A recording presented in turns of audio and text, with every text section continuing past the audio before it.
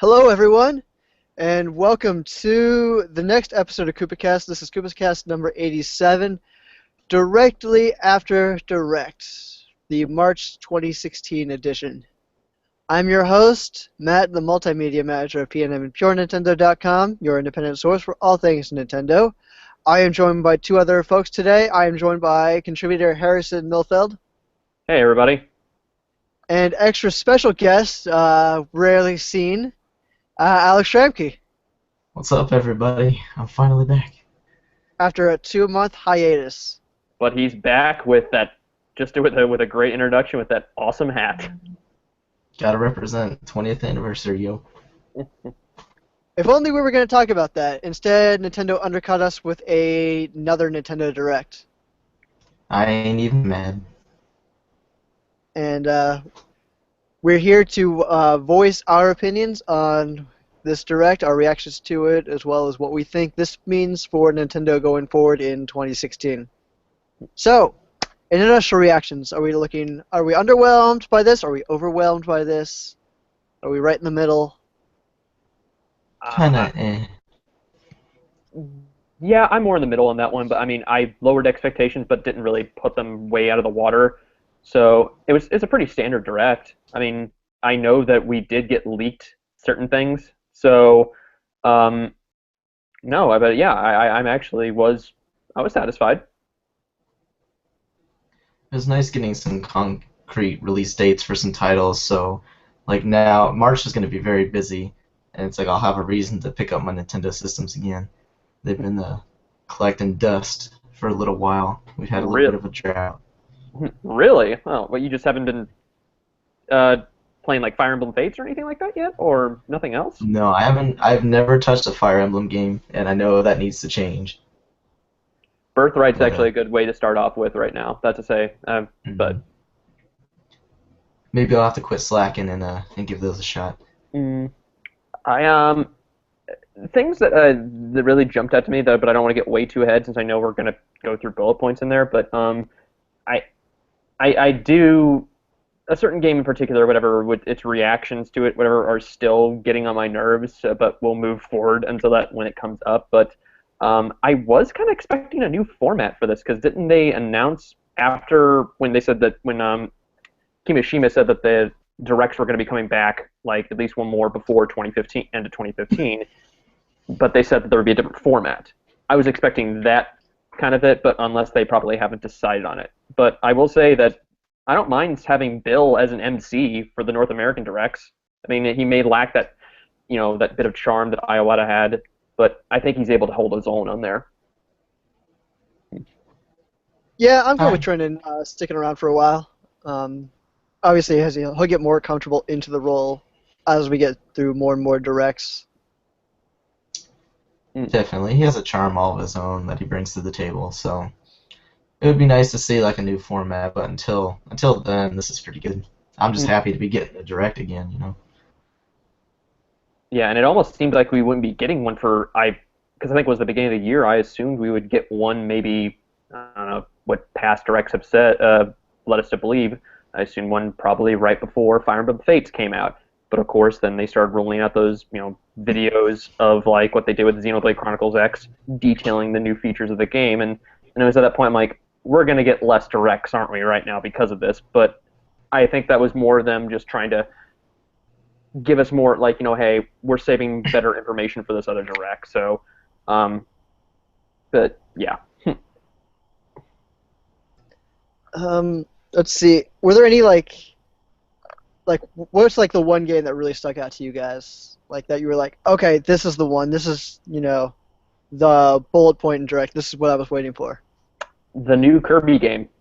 I was actually wondering if we were going to get another new one on there. I never did try Triple Deluxe. Did any of you guys try that? Yeah, Uh, Triple Deluxe was actually a really good. I definitely recommend playing that one. Okay, because I've been looking for that to drop in price, but maybe they'll do that with the new Nintendo Selects line or something like down the line. But I was kind of like phasing in and out because during that whole time I saw the title, what I saw on screen, but at the time I was kind of fending off and just telling people who were, well, the game that I was talking about, whatever, just fending off people complaints about was, Metroid Prime Federation Force, because, I mean, I will say that some people have a right to actually complain about things, but also you have to realize a lot of this is just so much file. But, I mean, I was paying so much attention, but right now, this new Kirby game, apparently Kirby is now able to control mechs now, it seems like. So that's a new gimmick. I don't want to say gimmick, but a new gameplay mechanic, and we're also getting new Kirby amiibos, which I myself am just as soon as this came on screen, I was like, oh god, please no. My wallet is already taking too much of a storm for this. Please no. I'm right there with you, if you can tell by my background. I Alex, I don't think you've think. gotten numb from the amount of amiibo, and I figured you just didn't care. You're like, oh right, time to expand my collection, time to build another shelf. Like, Well, that's the thing. Probably the new one I'll pick up is Waddle Dee, because I already have the Smash Bros. Editions of all the other ones, and I find it kind of silly to buy like the same figure, which is why I didn't buy any of the Super Mario Brothers edition ones. So I'll probably just pick up Waddle Dee as far as the new ones go. That one looks really good on there. I mean, I never did get the King DDV one, but a friend of mine who actually did pick up the Smash Brothers version of that, apparently he said that one's quite a rock, essentially, as far as an amiibo. Like, it's pretty heavy. Yeah, it's But pretty solid plastic. mm, no, but this new Cooper game does actually generally interest me a little bit more, knowing that I did miss out on Triple Deluxe, so it seems like they're going a little bit more different direction with this one, and I do like how they're going beyond the idea, like, hey, Kirby's able to get into mechanized suits this time. I'm like, all right, we're going a little different places on this one. I like the multiplayer battle mode that they showed off with the boss gauntlets. That looked really cool. Mm-hmm. Um, but yeah, that and aside for the Kirby game that interests me, I was glad that we actually got some concrete information as far as a release date for, well, Star Fox to be exact, even though part of me still worries about that because I was really holding out hope it would get maybe a month's delay because of the rumors circulating around how its controls have been hindering the development of between, I believe EAD and even Platinum Games. Now, Matt, did you play Star Fox Zero at E3 last year? no, I'm like the only one who did not play Star Fox Zero. I was gonna I ask didn't you even go guys to the same E3 last question. year. Mm. I got.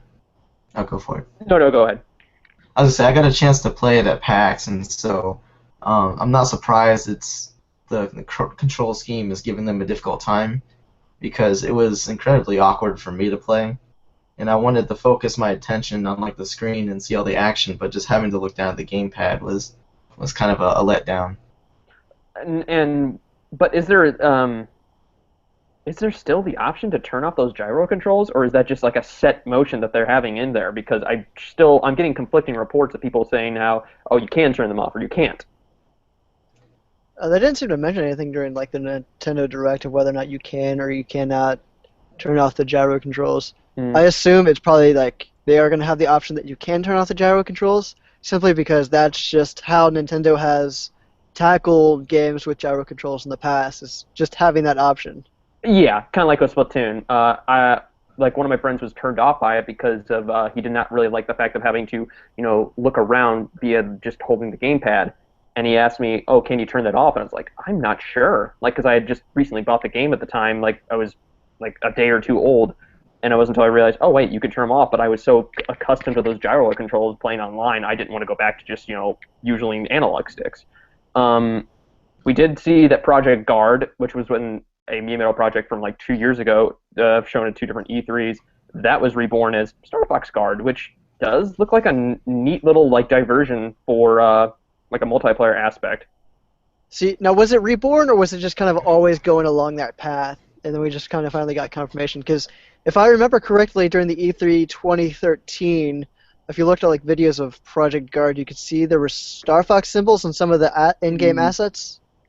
I think you're right, yeah, because there was Project Guard and Project Giant Robot, which I assume maybe something tells me Giant Robot may have been absolved probably into Star Fox Zero, and It actually went into the Kirby game. Oh jeez, oh man, I think that was Sakurai's doing. He just said like, you know what, we have an idea. I could probably put this, giant robot game, whatever. Oh, really? What do you got right now? It's like Kirby games. And it's like, okay, that works. Um, It's I don't know. From what I saw from like Star Fox Zero, I'm still in that cautiously optimistic level. I mean, as excited as I was to see it announced finally at E3 last year, it seems like every little news, it's like my interest just slowly goes down. Well, am I going to pick it up? Yeah, but I just need more confirmation for me because I don't want to buy essentially what is going to be like a $60 retail game, and it's going to have the same length as the usual Star Fox title, which is essentially like you beat it in an hour and a half or 2 hours.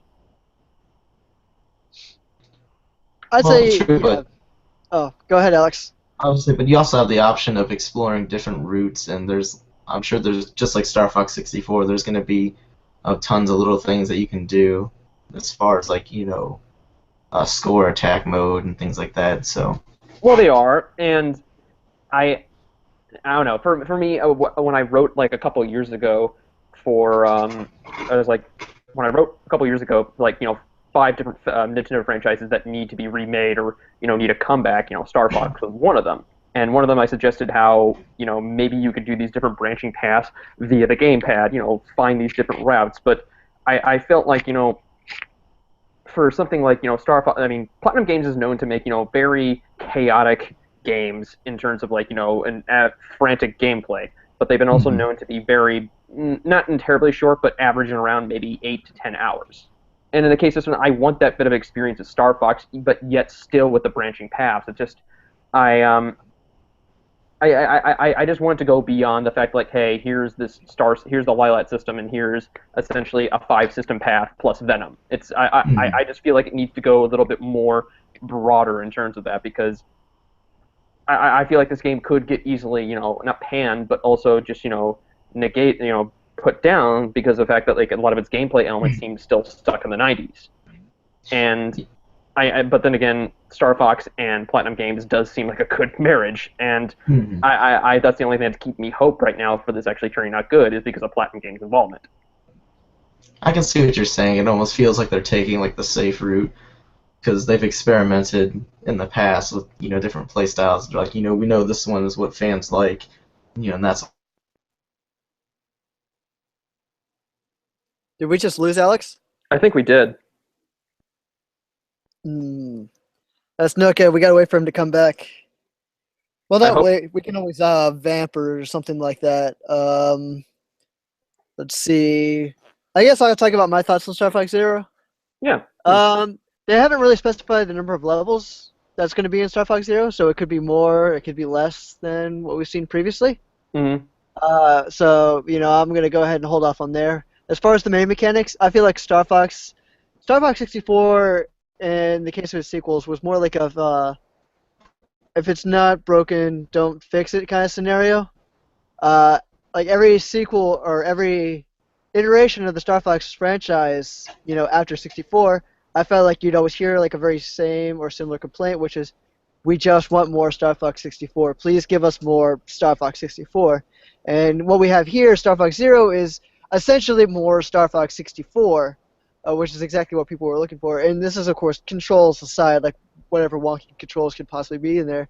Let's push that to the side. This seems like it's more exactly what people have been wanting for, Yeah.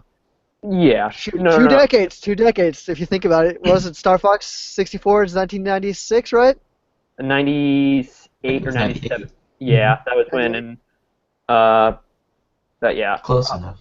No, no, no, no. I know. I agree with you on there, Matt, about how like it's what the people want is just essentially Star Fox 64, but I do want that return of like that same feeling you have for it, but just something more essentially that not just like it's kind of like the same thing when I saw a Twilight Princess after Wind Waker. As much as I loved Wind Waker, and then I played Twilight Princess after multiple times, which is a game I enjoyed based in probably the best of dungeons in the series, and I can't wait to relive it again with the HD version.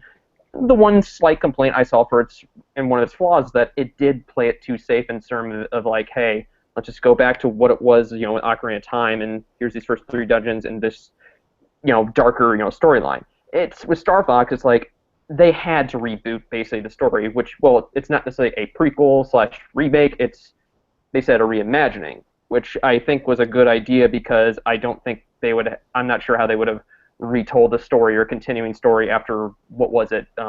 Command, I believe, was the last new Star Fox game.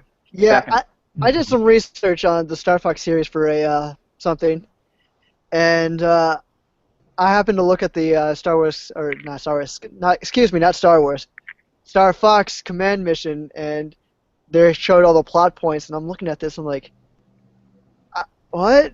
Like, I just want the Star Fox team shooting at Andros, and now it's like everybody's got to, like, there's like an uncle of like one of the Star Wolf teams, and Star Wolf's out somewhere doing something, and there's all these other relatives doing crazy things, and with multiple paths, and some are canon and some aren't canon, and it's like that's too much for me. I just want to shoot things in my R-wing at other things. I did.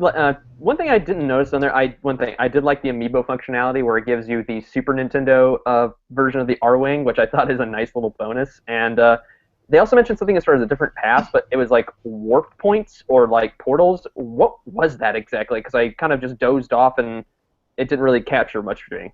They just kind of hit on the idea. They're like, hey, and there's these warp points, and then they showed Star Fox going into one and then Star Fox coming out of one. And maybe it might be similar to how the warp points worked in Star Fox 64, which I think there was only like a couple instances where that happened, where you'd have to hit like some. It was like you had to fly through the rings. If you guys remember the black hole. Yeah, the asteroid level. Mm-hmm. If you go through the 5 rings there, then you eventually go through a warp point. There's another one. I want to say it's like in the level before. You either have to choose to go to. I don't know. It's the one where Slippy gets his butt kicked by that robot. Oh yeah, I know what you're talking about. Mm-hmm. Is that Sector X or something? Sector X, that might be it. But yeah, so it might work similar to that, where you have to fly through some rings or something like that. Mm-hmm. No, when you mentioned about the Star Fox Super Nintendo, it still puzzles me that we still have not gotten that in Virtual Console. But part of me thinks like maybe they're saving it for that release on when Star Fox Zero cuts up. But I'm not sure if that's just because they have something with Argonaut Software, how they can't get like royalties all taken care of, or because the company doesn't necessarily exist anymore. I don't know. It always puzzled me how the original Star Fox is not in the Virtual Console. I've always heard it was because of the FX chip, and they somehow can't recreate it or something like that. Because it would be the same reason why we don't see Super Mario World 2 Yoshi's Island on there. The Super Nintendo version. I see what you're talking about. Yeah. Yeah, it might have performance issues.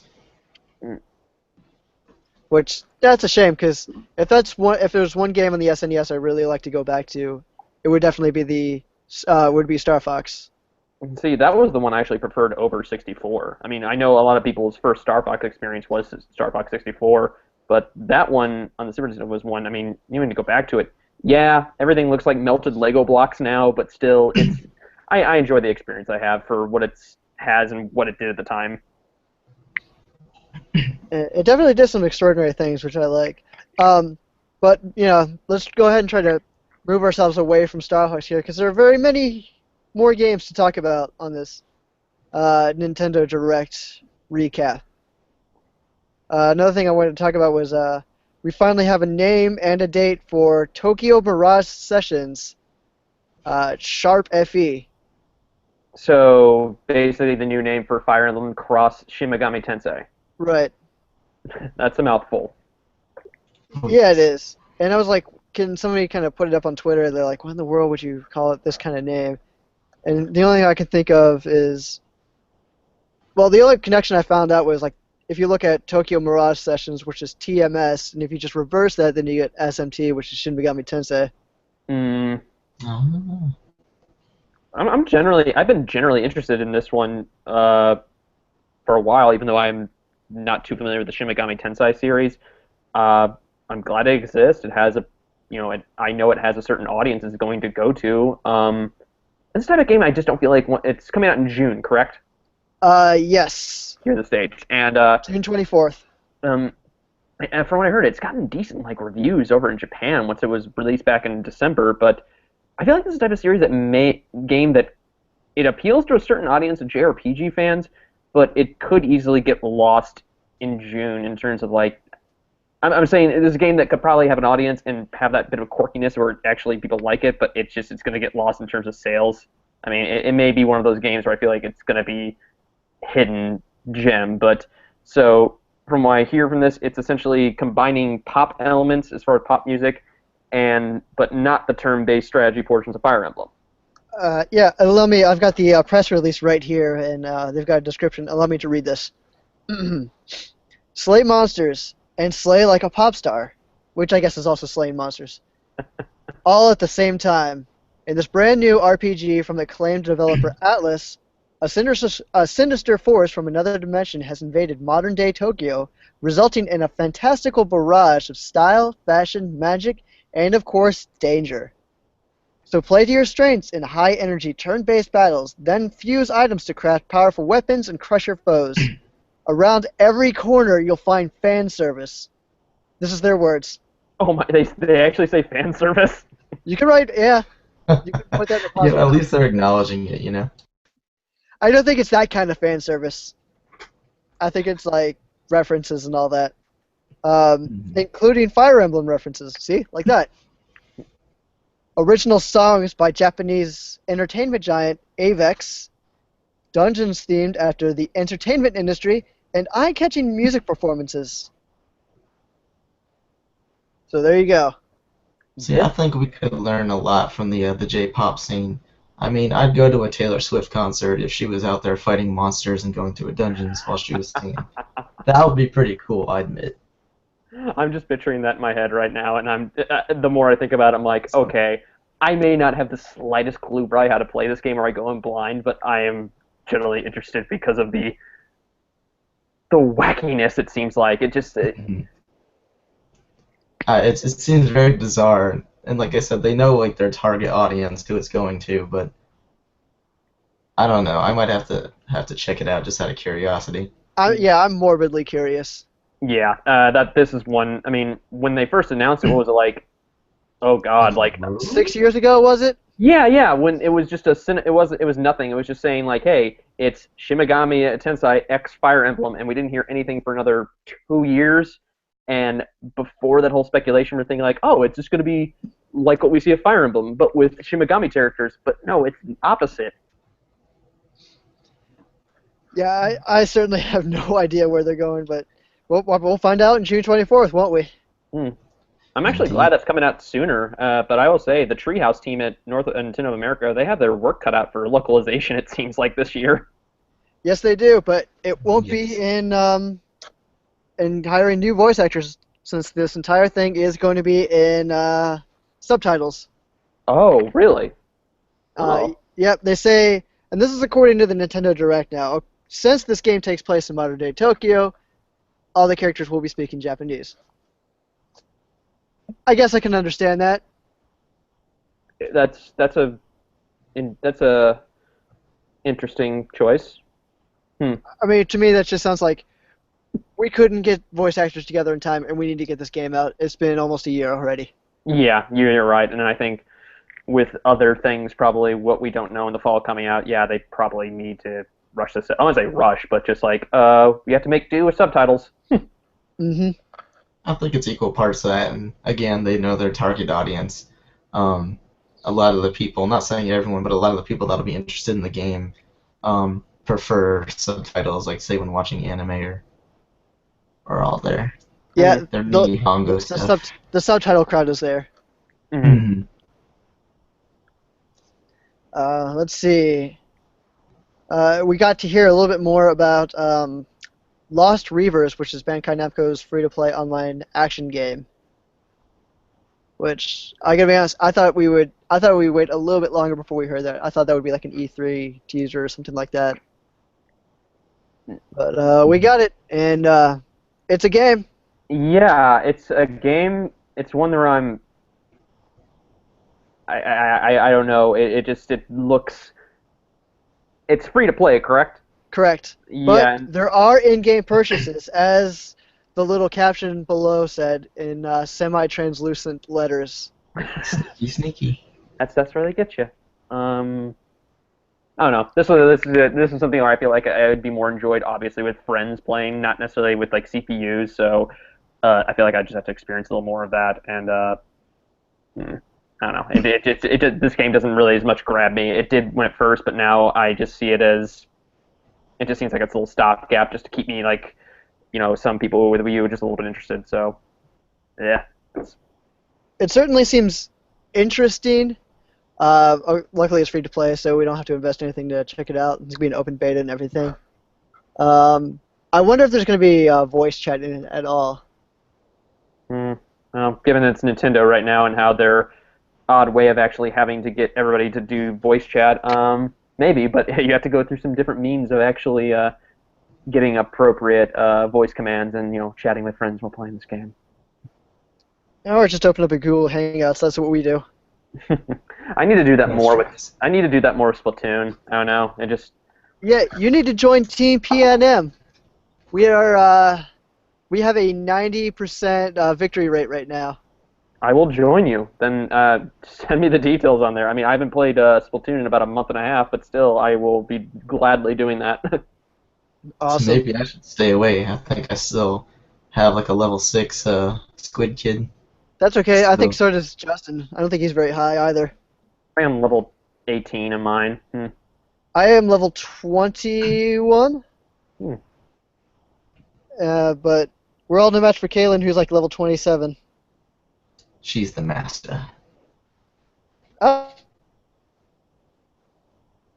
Hmm. Did we lose him? I think we might have. Hmm. Technical difficulties, folks. Yeah. hey, I got kicked out. Are we still going? Yeah, we're still Yeah, going. we are still going strong. Awesome. Gonna add that control room. Anyway, I can tell you right now. Oh, Kaylin's up to level 29. Dear sweet goodness. Let's see where Justin is. He's at level 16. And by the way, all these guys are online according to Splatnet. Oh, Kaylin's actually fighting right now. slackers. So All good of luck, them. Kaylin. Let's see. So yeah. Oh, and speaking of Splatoon, of course, there's going to be a couple new updates to that. It sounds like they're going to be rebalancing some abilities and weapons. Hmm. But they have not specified which ones. They just said the lesser popular ones because they want to make it more appealing. Hmm. It's good to see actually it's good to actually see that getting more attention right now, even after their initial free update. Well, the initial updates. So it's good to actually see them still continuing actually fine tuning this game. I got you. Hey, do you guys mind if I butt in with some late breaking news? Yes. All right. It looks like it's news to do with Pokemon Go. If you guys remember that little Cool. title. It turns out they're going to be starting up field testing Pokemon Go in Pokemon Go. Excuse me, Pokemon Go. I want to keep saying gold. It's like kind of muscle memory. Pokemon Go in Japan later this month. Nice. Oh This- wow. See, I knew there was a reason I wore the hat today. The Pokemon Go field test program will give a limited number of users early access to the app. These users will have the opportunity to share early feedback and help improve the Pokemon Go experience for everyone prior to public launch. Huh. So basically they're this is essentially a beta. Right, exactly. Yeah, this is the early access beta that the closed beta they promised a while ago. That's kind of a bummer that it's only going to be Japan. What gives? I want to go catch some Pokemons. But, I guess it's good to start out in a small area, a local True. area. Maybe we'll get like a field test before it goes public too, because like I said, we don't know exactly when Pokemon Go is going to go public. So it's like they can get a field test, and then we'll get a field test, and then we're live. Didn't they say they were going to probably try and release that in spring by the time and before the end of spring, or is that just Miitomo? I think it all was just I Miitomo, but I could check. all I know is I believe during GDC they're going to have a presentation on it, so we'll probably get some more information on it then.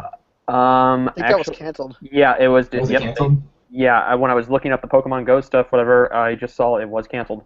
Oh, Now my heart is broken. Also, so far the initial release date for Pokemon Go is at 2016. Nothing more specific than that. Mm. Yes. Sorry to bring everybody down with that. I know, I'm Bring it looking down. forward to that so badly.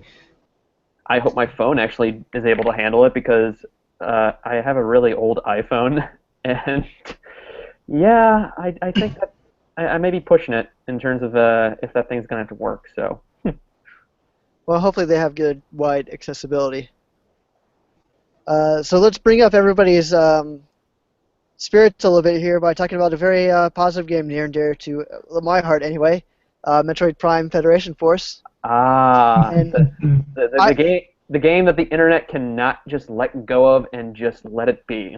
and I could say right now that I was very disappointed in the presentation because I did not see any more Blast Ball. And that's what I'm looking forward to. Is it still going to be included into it, I guess?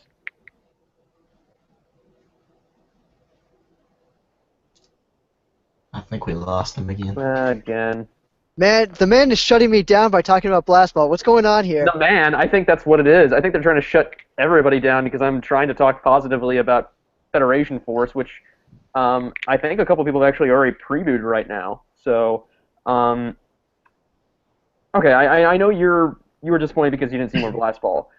I am just about tired of just the vile backlash at it. I mean, yeah, it's not the Metroid game we want. I understand that, and I understand to be disappointed, but Nintendo had to disable the thumbs up and thumbs down button on the new Federation Force trailer because apparently all the people were just downvoting that as quickly as possible. I just don't understand. I mean, yeah, it's not the Metroid you want in terms of like that right now, but also I think the one thing that's shocking to me, they've been working on this for 7 years. Tanabe actually mentioned that they were working on this since like 2009, and I think they were working some bits onto it, so that's a little bit shocking, but I mean, I'm saving my judgment until this game releases, and I hope it's actually decently well. I mean, I never did try out Triforce Heroes, and in terms of like a multiplayer-only title, well, somewhat multiplayer-only title, but this one I'm intrigued by it, really. I mean, it's not like they're trying to forget the whole Metroid Prime legacy, but I don't know. People are just too prone because they feel it does make me feel bad that I'm part of a fan base, a Metroid, for sort of a huge fan of Metroid, that are just acting like children. Yeah, unfortunately, we're a very opinionated bunch. We'll complain that a game series does the same thing over and over again, and then once they try something new, we're like, oh, this is terrible. It's not what we want at all. I do have to say I was kind of off-put a little bit when they mentioned the production time of 7 years. And that's nothing on the developer themselves, but I mean, as we've seen in many cases in the past, at a certain point, once the game's development cycle reaches like X amount of time, then the worst we're going to see out of it. Of course, the most infamous example out there is going to be Duke Nukem Forever, which was in production for like, what, 10, 15 years or something like that before it got canceled? What's that? Like 13 years until it was released finally? Yeah. And then, of course, when that thing released, it just, it stank up the room. It was something I think people should have expected what it was going to be, but I've already seen people like predicting for Federation Force, like, oh, this will sell worse than Other M, or this just proves that Nintendo does not know how to handle Metroid. But, like what Alex mentioned, it's like, as opinionated some people are, and Nintendo fans, like, oh, we want something new, and then they try something new, like, why are you doing this? Yeah, most I've heard from a couple hands-on previews is like, yeah, it does well, but I mean, if you're expecting, oh, it's only Metroid in name only, just get past that. I think for a series like this, it needs to explore more the mythology that's just not Samus. I mean, it just can't be that. But I mean, I think eventually we will get our new Metroid game in the near future, but it's, this is essentially Nintendo trying something new because when they tried to go back with Other M, I mean, it essentially, felt. I'm one that actually enjoyed it gameplay-wise. I mean, story may have fell flat, but with its sales figures, it showed that, hey, even if they tried to appeal to the Japanese audience with how they were trying to go back to the original Metroid, and sales figures showed. Now with this one, yeah, they're trying new things out because you could say Metroid is almost kind of like a cursed franchise. It's like you have one good sell title, then it's down, then it's up, then it's down. I mean, it's a weird anomaly. Yeah, but that really is just one another Super Metroid. Mm, I mean, I think that's my entire argument. That's just what it boils down to. It's just give me another game like Super Metroid. You know, I mean, plot's okay. Like the plot in Metroid Prime, like that trilogy. I mean, that was okay. You know, if you looked into it, you get more of the story. I enjoyed that. But if all that was taken out, I think I'd still enjoy the game. You know, just as much. oh no, I would too. I mean, when you read the logs of Metroid Prime, it did make the story just seem a little bit more sinister, and that's what I really enjoyed a lot more about it was just reading all those different logs. It's Yeah, and then of course with Other M, they kind of push the story to the forefront. it And was then Metroid. I call that a missed opportunity. And yeah, it's I actually I didn't mind the voice of Samus in that one, but it was more of a Sakamoto's script that really just it was a mess really. I liked it gameplay wise. It's I don't know. The story is where it fell flat, and I do roll my eyes when people say like, "Oh, this ruined Samus." I'm like, it doesn't ruin everything. You can still, I don't know. It's overreaction slash hyperbole that I hear about this, and especially with Federation Force. So, um, I don't know. Wow, Yeah, it's I'll definitely give Metroid Federation Force a chance. Shoot, I'd give Other M a chance, but you got to let me skip that first cutscene. I tried watching that on YouTube. No, I said the story before, but I'll say it again. I've tried watching it on YouTube, and I can only get so far before I have to turn it off. yeah. Because she just narrates everything with zero emotion, and it's like, I cared less about everything in that world the farther she talked on about it. Yeah, but I mean, I will defend, in certain spot parts where like, oh, why is she afraid of like Ridley when she's encountered this so many times? And I forgot what was it? It was screwattack.com. They wrote something like some G1 or some person with the site wrote saying about how people have PTSD. Imagine that she just went back from a traumatic experience. I mean, it boiled it down. Yeah, again, there were things that could have been done better, but I just don't have a seething hatred of that game like some people. It's not my favorite Metroid game, but it's not basically nowhere near a terrible game that some people are making out to it. But I don't know. Metroid fans are a fickle bunch, man. It's people think like, oh, I've waited so long for a new Metroid. Like, try waiting 8.5 years for a new Metroid. That's how much I waited between Super Metroid and Metroid Prime. 8.5 years. That's pain.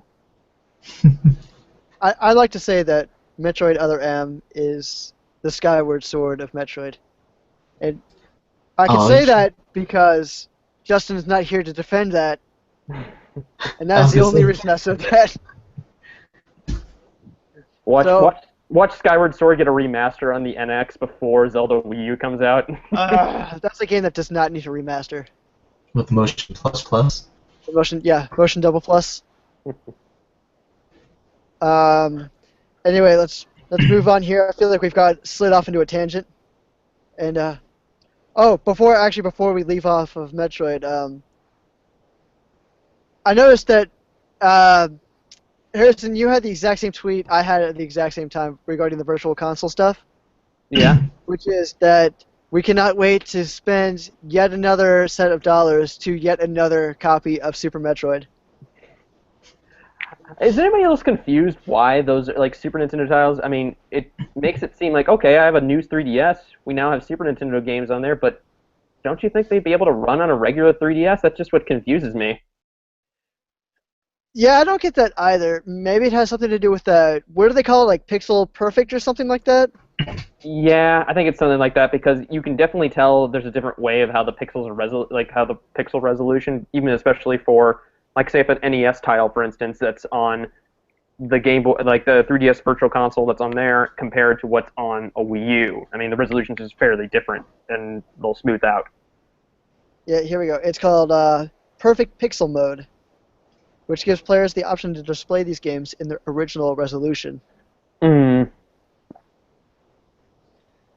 But does that require a significant amount of processing power, is what I wonder. That I don't know. That sounds like a technical question, which once again Justin might be able to answer if you would here. Hmm. Uh, I think the only, like you said, Matt, I will be buying Super Metroid. Seems like for the 15th time on my 3DS, just because I will. If Super Metroid somehow came from mobile, yeah, it can probably control like garbage, but I would still buy it just because it's Super Metroid. I probably will end up buying on there, but there's got to be at least an option for these cross buys that Nintendo needs to get through because, if I have it on my Wii U, I should be able to have it at least by free or a significantly, lower price. It needs to be. It can't be this complicated. Yeah, that's very true, and especially with their new system or service that's gonna be coming out in the future, which is My Nintendo, Mm. which seems to encourage this very thing. But again, it's just non-existent. Yeah, So they did briefly touch about that, didn't they? Yeah, oh, yeah, they did. yeah, Hmm. but it wasn't anything that we haven't already learned from their previous meeting. Was it like the investors meeting, I think? Yeah. Mm. So I guess this is just getting a little bit more. Actually, no, they gave out a little less information to the general public than they did in the investors meeting. In that meeting, we heard a little about things like, oh, we might be expanding to like stores and movie theaters and amusement parks, and in this one, it was just earn rewards coins. Yeah, that should be rolling out pretty soon too. I think they said. Yeah, they said in March, like it wasn't somehow March already. Getting So, Are you getting guys close. pre-registered? of course, I pre-registered the first like chance I got. Same here. As soon as it came up there, I want a new loyalty problem. As soon as I realized my Club Nintendo has been gone for almost a year, I'm like, it's not the same when I'm buying new games because I'm always like, I hate filling out the surveys, but I just love getting new coins just so I can wait for that time to, buy a new digital title for a reduced price. Yeah, you always look for that little leaflet whenever you open up the game. It's like, oh, it's not there. Um, Another major announcement and the Nintendo Direct circuit was, of course, Paper Mario Color Splash. So a new Paper Mario title for the Wii U, which was, I believe that there was hinted on, there was definitely rumblings around Twitter. I think a little bit on NeoGAF too, that there was going to be a Paper Mario for the Wii U coming out in the near future. Yeah, you're right. You probably follow her on Twitter, but she's like disappeared right now after a certain announcement was Emily Rogers, who works for like Nintendo for. I believe she confirmed that a new Paper Mario title was coming to Wii U, and I think the last tweet she said off whatever because I was hoping they would announce this more in the direct was apparently she said a certain game is going to be celebrating its 10th anniversary in 2006, and the only time everybody was mentioning was like Mother 3 localization, and of course the Paper Mario thing came true, so that must mean Mother 3 is coming out there. But with Paper Mario, this one's got a bit of a vibe. It's like it's taken a lot of influence from Okami. I'm a little nervous about it because I can see parallels to Sticker Star with the card battling mechanic, Mm. and that makes me nervous because I was not a fan of the sticker mechanic. Yeah, that one was not accepted as well as like standard Paper Mario. And Yeah. I kind of agree. When I saw the Sticker Star assets, I kind of got like a little nervous myself. I don't know. I think I just like the original Paper Mario formula so much. I mean, yeah, the RPG mechanics, they were kind of simplistic, but they kind of add the Mario charm. I think the only thing that I'm really wanting to see in this new Paper Mario is just the wit that all the Paper Mario series has always had. And if they have that there, then they're gonna have a solid landing with this new game. Oh yeah, even for something that's a simplified title, like even like Super Paper Mario on the Wii, the thing that I just always came back for that was just so great was the writing and the writing in the game. I mean, at least every bit of that stuff on there, it just kind of flexes just the world of Mario so much. I mean, it's one thing that I want Nintendo to actually do more of, like make Mario more not like along these lines, but just not standard what you see like in a 3D Mario or a 2D Mario. I mean, bring him out so he has more character. That's what I like about it. Or all the characters in Mario's world, and that seems to be it's continuing. And what's the name of this Mario title? I forgot now. It is Color Splash, I think. Paper Mario Color Splash, Mm-hmm. and that's something I've always enjoyed about Nintendo is like when they get like witty and sarcastic, it's always funny. I always love it. And of course, like I think Paper Mario is like the best example of that, like really flexing that muscle. I've seen it in smaller doses and say like Link to the Past or even Link Between Worlds. I just recently got a 3DS. I'll admit it took many years for me to get it, but I broke down and got one. I'm giving you a golf clap right now. Wait, just now you finally got a 3DS? Yes, just now. New 3DS or just a 3DS like regular? I knew 3DS. Okay, I was like, no, I'm not a chump. I knew better than that. oh no. I'm just amazed. Like, wow, it took you this long? Wow. I mean, oh yeah, trust me. I mean, I've gone through meeting after meeting after meeting. Oh, you don't have a 3DS. Oh, you don't have a 3DS. Well, I finally have a 3DS. I think it's good for you right now because at least you have some catching up to do. I mean, that's what I see with a lot of people who buy like a console that's like late in its life cycle and they get all these games that are cheap. I mean, it's actually it does feel like a better investment. I've already started my 4th game on the 3DS since I got it 2 weeks ago. Wow. Yeah, I'm burning through. I've gone through Mega Man Legacy Collection, which was my review, which is currently up at PureNintendo.com. Please go check it out. I gave that game a 9. Nice. And then I did A Link Between Worlds. That's what I got with the 3DS. Phenomenal. That is just phenomenal. And then, and I 100%ed that, by the way. I'm actually I 100%ed Majora's Mask 3D for, again, a couple weeks ago before I played Fire Emblem Fates. And everybody just looks at me crazy. I'm like, you 100%ed that weird Zelda game? I was like, weird. It's like the best 3D Zelda game in my opinion. How could you not 100% that game? I need to go back and finish it. I was collecting all the heart pieces. And then finally I went through and 100%ed Layton versus Wright. I never did play any of the Layton games, and that's one that every series everybody asked me to get into. I might try that out this summer. I've never done a pure Layton game, but so I might try the Layton. It was like Azure or something like that. Mm. That's on the eShop, so I might check that out sometime in the future. Mm. They're fun. I find myself like I'll play it for a little while, then leave it alone and come back to it. So it'll take me a while to get through a Layton game, but they're fun if you're in the mood for a puzzle. Mm-hmm. Yeah. I hope the music is just as good in Layton as it is in Layton versus Wright. Because that is like seriously an amazing soundtrack. And it was like for a handheld system, I was like, this is great. I love it. Yeah, the music is rocking. Mm-hmm.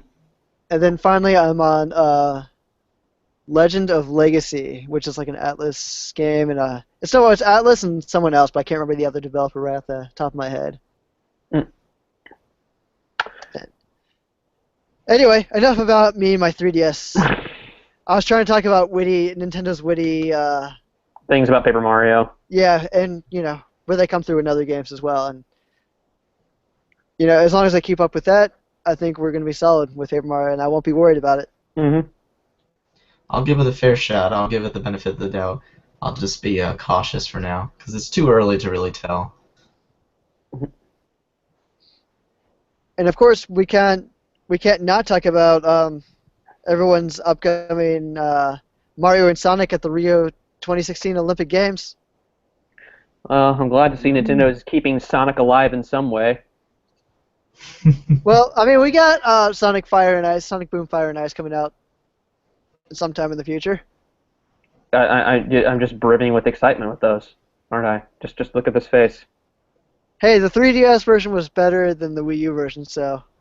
I know. I mean, the Wii U version, when you looked at it, it was just unfinished, and I don't. Apparently, Sega has some major announcement coming up about Sonic soon, so. Is it going to be that movie? The movie? Yeah, Alex knows, so I'm not alone. That wasn't a dream. They are coming out with a Sonic the Hedgehog movie, aren't they? Yeah. Mm. I don't know how that's gonna be. I don't find the humor of the cartoon series enjoyable. Yeah, I have a good idea, and it's They didn't say Sonic Boom; they just said Sonic. I have a good idea of how it's gonna turn out. A bunch of forced one-liners. Yeah. For like an hour and a half. I really hope it's actually just Sega's version of the '90s Super Mario Brothers movie. That would actually be amazing. Like, I mean, the entire kit and caboodle about the pre-production. Like, you have like 7 teams of writers, and we just keep rewriting the script while we're still on shoot. The main character who plays Sonic is getting drunk. And yeah, the main character, yeah, and somebody who plays as the main character is just getting injured on set. Wow. Yeah. Sean Leguizamo was somehow there. Yeah, he is the. Tails needs to be like a hyper-realistic fox, just with the 2 tails. In a flaming yin yang shirt. Yes. I think we've wrote this movie. I think we need to stop the podcast right now and I will have a draft where I am where I'm finished by tomorrow. I might be inebriated when I wrote some of the lines, so yeah, we'll go with that. okay, I'll start making calls and I'll get Leguizamo on the line. I'm sure he'll be thrilled. Forget a Leguizamo, potential Disney partnership. Nintendo needs to partner with us for movies. Exactly. Disney. I'm getting Tommy Wiseau to make this. If this garbage fire is going to burn, I want it to be burning to the sky where everybody sees it. Yes. And the whole thing will take place in Rio. Mm. Did anybody actually play any of the old past Sonic and Olympic games? Oh wait, no, I played a bit. I think I rented it one time, and played it with some friends, and it was. I mean, it was there. It's I think kind of the like Mario. a very underwhelming, like Mario Party type thing. It's not. It's less Mario Party because it's more skill based than like luck based. Mm-hmm. Visually, it's fine. I think it's more natural to see the Mario characters doing the Olympic sports than the Sonic characters. And I think part of that is because we've seen Mario characters do so many other sports like golf and volleyball and tennis. What has Sonic's friends done? I mean, that's the thing. When I look at Sonic's friends, aside from Knuckles and Tails, I'm like, yeah, you really don't have that many good friends here. It's just a lot of these different characters are just devoid of any real charm or character. And I'm sure they all have attitude though. oh yeah, they have a lot of attitude, straight from the '90s. Still can't get out of it. I don't know, but no one preview from the game. I did actually kind of just say like, okay, I might try that out. If I actually thought the game was, they have rugby in it. So, as Yeah. someone as someone who used to play rugby, well, not professionally or amateurly. Sorry, I through like in high school and such like that. Whatever, it was pretty fun. So. The sport of kings. And then of course they also have rhythmic gymnastics clubs. I want to see how that plays out. I mean, we did a little bit with Tails prancing around there. I know that, but I want to see Toad do that. Just trying to see his little nubs of his legs, whatever, just trying to jump while holding a baton, whatever like that. It's just gonna be hilarious to look at. I hope he fails miserably. I wish nothing but the worst for Toad and his ilk. Oh. Except for Captain Toad. No, we can't touch him. Fine. Okay, Captain Toad is the exception because he's actually useful. But regular Toad, I don't even want to talk to that guy. I'm still not over that Mario Party incident. Okay. And I think I'll leave that on a mysterious note. Of course, other games that we haven't really kind of touched on, but have been announced. Azure Striker Gunvolt 2 is coming up. And didn't they announce a reduced price for that one? Like for not the second one, but for the First one, yeah, Azure Striker Gunvolt will now be $9.99, and that'll run through till June 1st. Oh, I'll have to check that out. I knew people asked. That's made by WayForward, isn't it? I can't remember. I want to say yes, but I don't know. Yeah. Let me look that up right now. I'm looking at No, Inti Creates. Okay, gotcha. I tried the demo of the first Azure Striker Gunvolt. Gameplay was fun. Dialogue, but not so much. That's one I wanted to try out. So that might be on that might be on my radar. Yeah, I mean, and if you haven't tried the demo, I'd definitely give it a shot. It's actually a very generous demo. I think you're allowed to play through 3 levels. It's not bad. No, not bad at all. And I got a pretty good idea of the game and its mechanics. It's kind of got that Neo Geo like side scroller kind of beat 'em up side of ways. That I always got that vibe from it from the few videos I saw. I got a lot of Mega Man X vibes. Even better, even better. Yeah. Mhm. Perhaps Uh, I'll give the demo a shot as well. well, actually, I get more of a Mega Man Zero versus than Mega Man X. Better comparison. And I only tried one of the games out of that series. I really wish I would have picked up a collection of that when they had the DS. Yeah, I mean they're on Virtual Console if you want to pick those up. Oh yeah. I think I could play the first two Zero games. I think the only Mega Man series I haven't played is Mega Man ZX. Yeah, that one I think it got lost in the shuffle for me.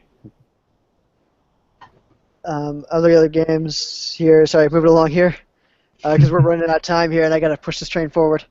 Hyrule Warriors Legends. We saw a little bit more of that. We saw DLC pack. There was a Wind Waker costume for Ganondorf. What's her name? Medley is going to be a DLC character for both the 3DS and the Wii U version. That'll be a lot of fun. Can you didn't they say something about cross-buy where if you own some of the other things, like you can, like the Wii U version, you can actually transfer it over, like some DLC packs? They mentioned something like that, but like they were kind of vague on it, so I couldn't give you anything like concrete. But there will be some kind of cross-buy where you'll get like a code and you can migrate some of the DLC over. That's about as much as we know, I think. Yeah, I think so too. Other games are Rhythm Heaven Mega Mix, which is offers more than 100 rhythm games, 30 of which are new to the series. Additional 70 have been selected from previous games in the series. So people who thought about getting into the Rhythm Heaven games and have not, might want to look about picking this one up.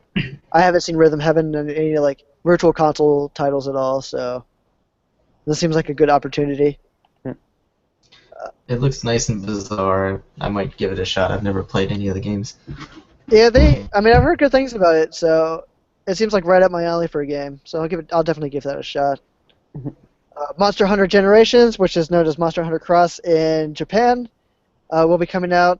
People who purchase Monster Hunter 4 will be able to receive bonus content. So if you're an avid Monster Hunter fan, you have even more to look forward to.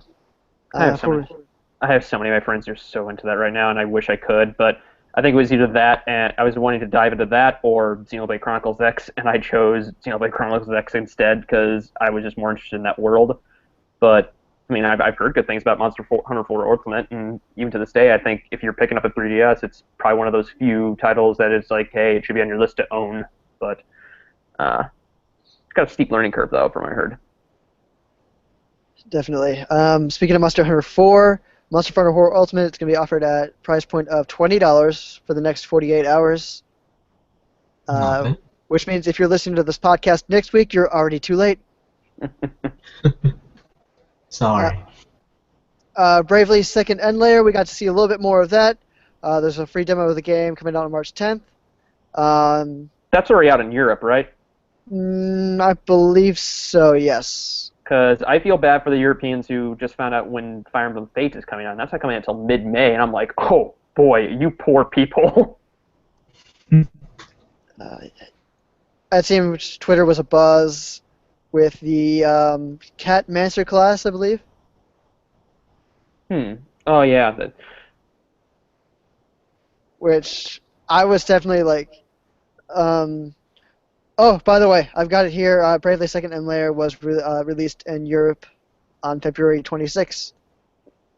I think that's a weird trade-off. It's like, hey, Europe, you get Bravely Second, and we get Fire Emblem.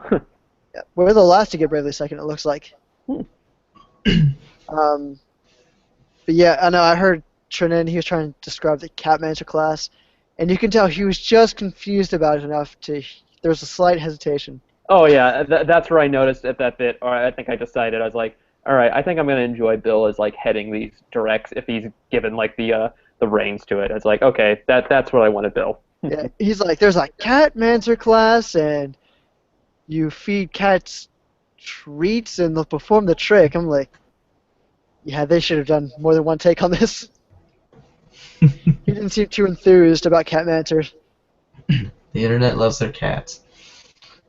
And of course, they had an interesting wizard class where they can combine different kind of spells to create new effects, which I thought was definitely a very interesting element to add to the game. After that, we heard about Dragon Quest VII: Fragments of the Forgotten Past, which is a remastered version of Dragon Quest VII. So, you know, new 3D models. It's been relocalized too. So. This goes to show that the 3DS is really becoming a bit of a premier system for JRPGs. I mean, if that's like the one go-to genre that you just love, you know, I really do feel like the 3DS is the system to own for that type of, like, you know, if you were into that. And I don't know, it's just like between that, it seems like that genre just have a bit of resurgence right now. But I mean, Dragon Quest is not really up my alley for that one, but it does have that audience that I know a bunch of 3DS owners are going to enjoy with. Mm-hmm. It's impressive the amount of work that they put into it. It just seems, like you said, that there's kind of like a renaissance going on with the JRPG. And finally, no, not finally. We had two more announcements. Mini Mario and Friends Amiibo Challenge. So, game's perfect for somebody like Alex who has every amiibo in the world. I have no idea what you're talking about. I'm talking about that display case right behind you. Nah, it's a friend. So, you and Kaylin can jaw on about all the amiibo that you have while you play this game. That takes advantage of every amiibo that we have. Didn't Game Freak announce something? If they did, I completely missed it. And I'm looking that up now. Oh, yeah, it's Pocket Card Jockey. It's essentially a horse racing game mixed with solitaire. Oh, I didn't see it was Game Freak. So yeah, it's right here. Game Freak's new mashup. Didn't they, like, kind of hint at that, like, a long time ago? Yeah, That I think sounds it's familiar.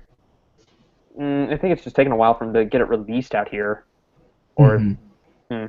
I was a little shocked we didn't see anything more about Box Boy Another Box, because that was released in Japan. I assume we would probably hear something more about it. Maybe they'll come in like a future direct or maybe like an E3 announcement or something. Wouldn't surprise me. But yep, Pocket Card Jockey. That seems like something I could really like. If I got it, I'd get really into it and start like. Because I don't know. I mean, have either of you played Final Fantasy VII? Yeah. Okay. Do you remember that Chocobo breeding thing? Yeah. You can make them faster and put them in races and stuff like that. Mm-hmm. Okay, this thing seems like that, and I invested hours and hours into that little bare bones game. The game within a game. Oh, Yeah. those. So we if never see you again. Yeah, so if this could return on Invasions and, you know, it hooks me just right, then yeah, you'll never see me again. But, okay, yeah, and that's it for the major announcements. Of course, there was also the Isabelle Amiibo figure will be sold separately from the Amiibo Festival bundle. Yeah, with two different outfits. Yeah. Gotta get Isabelle ready for summer. Yeah, she has winter outfit and summer outfit. Both figures will launch on June 10th. And after that, along with that, Amiibo cards, Series 4 of the Animal Crossing Amiibo cards will also launch on June 10th. And that's pretty much it for the entirety of our Nintendo Direct. And you can see all 24 posts on PureNintendo.com right now. Please visit. It was a lot of work. Yes, it was. I came home from work from my other job and immediately sat down and started typing away for news posts. That's dedication, folks. Yeah, they a lot of hard work goes into that. I missed a meal because of you. I'm talking to Nintendo, not the audience. Nintendo. Audience, you guys are great. Don't ever leave us. But we have to leave you because I have to wrap up this Koopa cast. So, I want to thank both you, Harrison, and Alex for joining me in this episode. Hey, it's always a pleasure. It's good to be back. And I would like to thank our listeners for tuning into the Koopa cast this week. Now, if you have a question for the KoopaCast, you can always email us at podcast@purenintendo.com. You can also talk to us on Twitter. We each have our own Twitter handles, and we love talking to our fans. I am at purely_Matt. Harrison is at H. Milfield. H. Milfeld. Alex is at Alex Stramke. And all of us together are at Pure Nintendo. If you want to hear more of the KoopaCast, you can always take a look at our YouTube page, youtube.com/PureNintendo. And for our audio listeners, you can always go to iTunes and look up the KoopaCast. And for everyone else out there, you can always check out our audio collection at purenintendo.com/podcast. And finally, for more news, reviews, and features, please check out purenintendo.com, your independent source for all things Nintendo. And we'll see you next time. Bye, Good everybody. night, everybody.